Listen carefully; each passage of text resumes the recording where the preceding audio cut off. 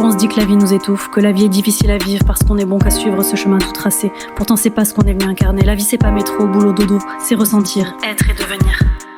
Incarner sa vérité, incarner son plein potentiel. Encore faut-il connaître, voir renaître les histoires qui nous guettent. Ressentir profondément, parcourir le temps qui est bon et se souvenir d'où l'on vient. Pas seulement de la terre ou de la mer, mais d'un monde inconnu et pourtant si familier. Cette vie d'aujourd'hui, c'est le reflet de nos pensées profondes, celles que l'on ressent lorsqu'on est endormi. Assombri, le ciel permet d'y voir plus clair.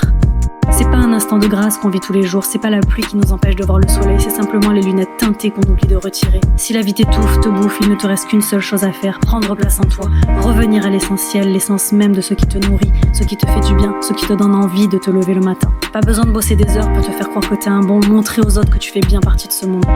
Revois ta copie si t'as pas compris, tous les jours la vie te bouleverse si t'as des pensées trop sec. Terre le mental quand il te met à mal parce que le jour et la nuit ne sont que des cycles de répétition qui peuvent te servir ou desservir en fonction d'où tu regardes.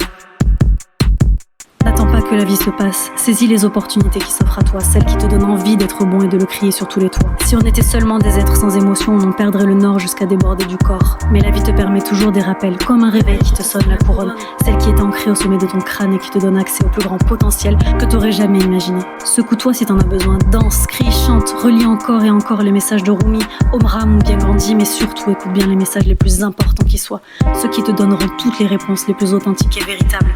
Si la vie te pèse et te bouffe, si la vie t'étouffe, écoute les messages de ton cœur, les messages de ton âme. Écoute les messages subtils et surtout souviens-toi d'une chose. Toi seul écris le livre de ta vie et peux en changer l'adage.